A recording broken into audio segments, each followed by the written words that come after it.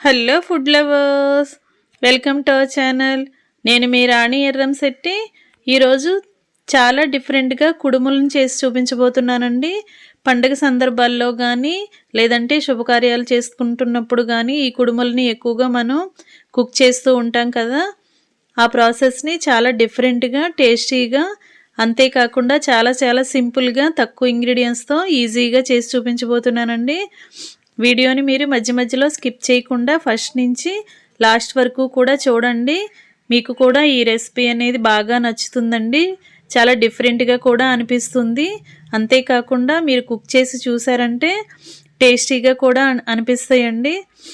ఆ ప్రాసెస్ అంతా కూడా నేను మీకు చూపిస్తాను. వీడియోని మధ్య మధ్యలో స్కిప్ చేయకుండా ఫస్ట్ నుంచి లాస్ట్ వరకు కూడా చూడండి.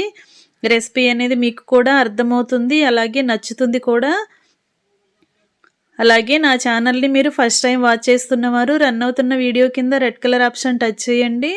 ఏఎల్ఎల్ ఆల్ అనే బెల్ ఐకాన్ వస్తుంది కదా, దానిని కూడా టచ్ చేసి నా ఛానల్ని సబ్స్క్రైబ్ చేసుకోండి. అప్పుడే నేను పెట్టబోయే రెసిపీస్ అన్నీ కూడా డైలీ మీ ఫోన్కి నోటిఫికేషన్ వస్తాయండి. నా ఛానల్ని సబ్స్క్రైబ్ చేసినప్పుడు మాత్రమే నేను పెట్టబోయే రెసిపీస్ అన్నీ వస్తాయండి, లేకపోతే చూడటానికి కుదరదు. ఫ్రెండ్స్, ఇంకా ప్రాసెస్లోకి వెళ్ళిపోదాం. ఇలా ఒక అరకప్పు పల్లీలు తీసుకుని బాగా వేయించుకుని పక్కన పెట్టుకోండి. ఫ్రై చేసిన పల్లీలు తీసుకోండి. అరకప్పు బెల్లం తీసుకోండి. ఒక కప్పు కొబ్బరి తీసుకోండి. చిన్న చిన్న కొబ్బరి ముక్కలు తీసుకున్నాం కదా. ఇప్పుడు మిక్సీ జార్ తీసుకుని ఫ్రై చేసిన పల్లీలు అలాగే కొబ్బరి ముక్కలు కూడా బాగా గ్రైండ్ చేసుకుని తీసుకుందామండి. గ్రైండ్ అయిన పేస్ట్ని నేను మీకు చూపిస్తున్నాను. ఇదంతా కూడా కళాయిలో వేసేసుకుందాం. కొబ్బరి, వేయించిన పల్లీలు కూడా ఇలా గ్రైండ్ చేసుకోవాలండి. గ్రైండ్ అయిన తర్వాత అదంతా కూడా కళాయిలో వేసుకుని అరకప్పు బెల్లం చూపించాను కదా, అది కూడా కళాయిలో వేసుకుని నేను చూపించిన విధంగా కొంచెంగా వాటర్ పోసుకోండి. ఈ కళాయిని స్టవ్ మీద పెట్టుకుని ఫ్లేమ్ని సిమ్లో పెట్టుకుని స్లోగా ఉడికించుకుందామండి. బెల్లం బాగా కరిగి పప్పులు బాగా ఉడుకుతాయండి. ఇలా ఉడికిన తర్వాత బెల్లము, కొబ్బరి, పప్పులు కూడా బాగా ఫ్రై అయిన తర్వాత అదంతా ఒక ముద్దలాగా ఫామ్ అవుతుంది. అప్పటి వరకు కూడా ఉడికించుకుని ఇంకా స్టవ్ ఆఫ్ చేసేసుకుని అదంతా కూడా ఒక గిన్నెలోకి పెట్టుకుని చల్లారి పెట్టుకుందాం. మూత పెట్టుకుని ఒక 10 నిమిషాలు పక్కన పెట్టేసుకుంటే చల్లారుతుంది కదా. చల్లారిన తర్వాత నేను మీకు చూపిస్తానండి. 1 టీ స్పూన్ యాలకుల పొడి కూడా వేసుకుని ఇదంతా కూడా బాగా కలుపుకుని కొంచెం సేపు చల్లారిన తర్వాత వీటిని చిన్న చిన్న బాల్స్ లాగా చేసుకోవాలి. చల్లారిన తర్వాత ఇది గట్టిపడుతుందండి. అప్పుడు మనం బాల్స్ చేసుకోవడానికి ఈజీ అవుతుంది. ఇలా వచ్చింది కదా. ఇప్పుడు మనం కొంచెం కొంచెంగా తీసుకుని మనకి కావలసిన సైజులో బాల్స్ లాగా చేసుకుని ఇలా ఉండలు ఉండలుగా చేసుకుని పక్కన పెట్టుకుందాం. ఇలా ఒక ప్లేట్లో పెట్టుకుందామండి అంతా కూడా. ఇప్పుడు మరలా స్టవ్ దగ్గరికి వెళ్దాం. స్టవ్ వెలిగించుకొని కళాయి పెట్టుకుని 2 కప్పులు వాటర్ పోస్తున్నానండి. ఎందుకంటే నేను ఈ కప్పుతో 1 కప్పు నిండా బియ్యం పిండి చేసి చూపిస్తాను. ఇప్పుడు ఆ వాటర్లో కొద్దిగా సాల్ట్ వేసుకుందామండి. ఇప్పుడు మనం అరకప్పు బెల్లం తీసుకుని అలా వాటర్లో వేసేసుకుందాం. 2 టేబుల్ స్పూన్లు పచ్చిశనగపప్పు, 2 టేబుల్ స్పూన్లు పెసరపప్పు కూడా వేసుకుందామండి. ఈ వాటర్ అన్నీ కూడా బాగా కాగి ఇలా బబుల్స్ వస్తున్నాయి కదా. ఎక్కువగా పాకం అనేది ఏమీ రావాల్సిన పని లేదండి.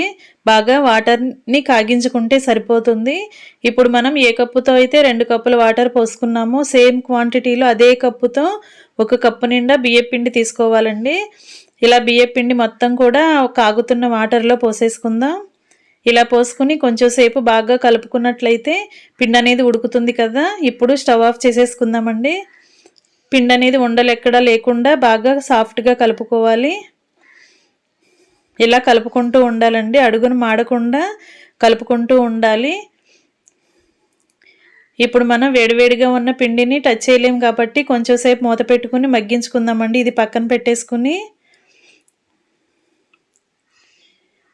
ఈ లోపుగా మనం ఒక మందంగా ఉన్న పాత్ర తీసుకోండి. నేను కుక్కర్లో చేసి చూపించబోతున్నానండి. ఇప్పుడు 2 గ్లాసులు వాటర్ పోసుకుని ఒక స్టాండ్ పెట్టుకోండి. వాటర్లో 1 లీటర్ వాటర్ అయినా పోసుకోండి. అడుగున వాటర్ అనేవి ఎక్కువగా ఉండాలండి. అలా పోసుకున్నాం కదా. దీనిని మూతతో కవర్ చేసుకుని ఈ కుక్కర్ని స్టవ్ మీద పెట్టుకుని ఫ్రీ హీట్ చేసుకుందామండి. కొంచెం సేపు వాటర్ని కాగనిద్దాం. మనం ఈ లోపుగా పిండిని చల్లారి పెట్టుకున్నాం కదా, దానిని ఇలా కొంచెం కొంచెంగా తీసుకుంటూ ఇలా గిన్నె షేప్లో చేసుకోండి. దాని మధ్యలో ఇలా మనం పల్లీలు కొబ్బరి లౌజ్ చేసాం కదా, ఆ బాల్స్ని ఇలా మధ్యలో పెట్టుకుని మొత్తం కూడా కవర్ చేసుకుంటూ కుడుములాగా చేసుకోవాలండి. ఇలా రౌండ్గా చేసుకోవాలి. ఇలా రౌండ్గా చేసుకుని పక్కన పెట్టుకుందామండి. చేతిని వాటర్లో ఎప్పటికప్పుడు తడుపుకుంటూ ఉంటే పిండి అనేది మన చేతికి అంటుకోకుండా కుడుములు అనేవి ఈజీగా వస్తాయండి. ఈజీగా చేసుకోగలుగుతాం. ఇలా ఒక్కొక్కటి కూడా చేసుకుని పక్కన పెట్టుకుందాం. పిండిని బాగా చేత్తో మ్యాష్ చేస్తూ కలుపుకుంటూ ఉండాలండి ఎప్పటికప్పుడు. ఇలా పిండిని తీసుకున్నాం కదా, దానిని ఇలా వేళ్ళతో ప్రెస్ చేస్తూ మెత్తగా చేసుకున్న తర్వాత దానిని గిన్నె షేప్లో చేసుకుంటూ మనం చేసుకున్న కొబ్బరి ఉండల్ని అలా మధ్యలో పెట్టుకుంటూ దాని చుట్టూ ఇలా పిండితో కవర్ చేసుకుంటూ రావాలండి. ఇప్పుడు బాల్ ఈజీగా రెడీ అవుతుంది. కుడుము అనేది ఈజీగా రెడీ అవుతుంది. ఫ్రెండ్స్, ఈ కుడుములు అనేవి చాలా డిఫరెంట్గా అనిపిస్తాయండి. మనం లోపల కొబ్బరి పల్లీలు అలాగే బెల్లంతో ఉండలు చేసుకుని పెట్టుకున్నాం కదా, మనం తింటుంటే అది చాలా బాగా అనిపిస్తుందండి. ఆ స్వీట్ అనేది బాగా తెలుస్తుంది. అంతేకాకుండా పిండి ఉడుకుతున్నప్పుడు మనం శనగపప్పు పెసరపప్పు కూడా వేసాం కదా, అవి కూడా మనం తింటున్నప్పుడు బాగా పంటికి తగులుతూ చాలా చాలా టేస్టీగా అనిపిస్తాయండి. మీ అందరికీ కూడా నచ్చుతాయి. ఇంట్లో వారికి కూడా బాగా నచ్చుతాయండి. మీరు ఒకసారి ఈ రెసిపీని ట్రై చేసి మీ ఫ్యామిలీకి సర్వ్ చేయండి. ఎలాంటి నూనె వాడకుండా మనం ఈజీగా ఈ రెసిపీ అనేది చేస్తున్నాం కదా, చాలా చాలా టేస్టీగా అనిపిస్తుందండి. ఇలా ఆవిరి మీద చేస్తున్న కుడుములను తింటూ ఉంటే అప్పుడప్పుడు తింటూ ఉంటే మనకి చాలా కమ్మగా అనిపిస్తాయండి. మీరు కూడా ఈ రెసిపీని ట్రై చేయండి.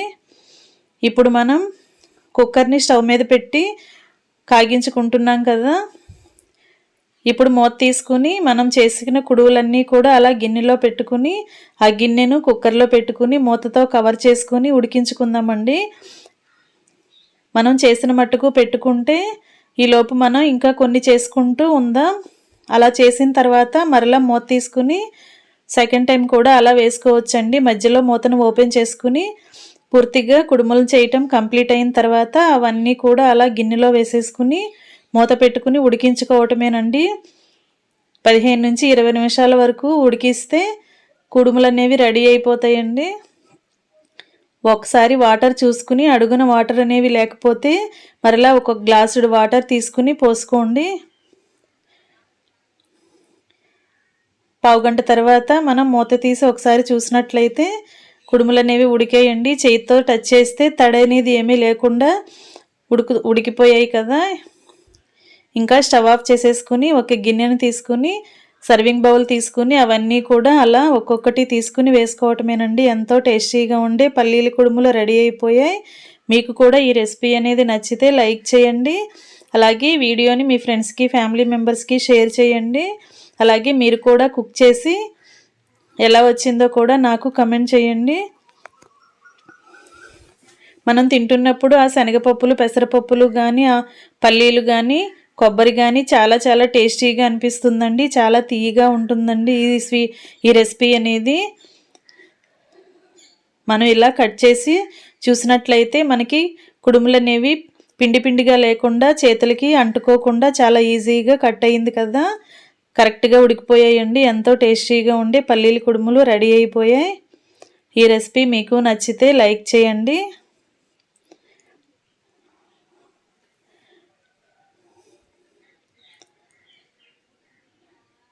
చాలా చాలా ఈజీగా సింపుల్గా మనం ఈ రెసిపీ అనేది చేసేసుకోవచ్చండి.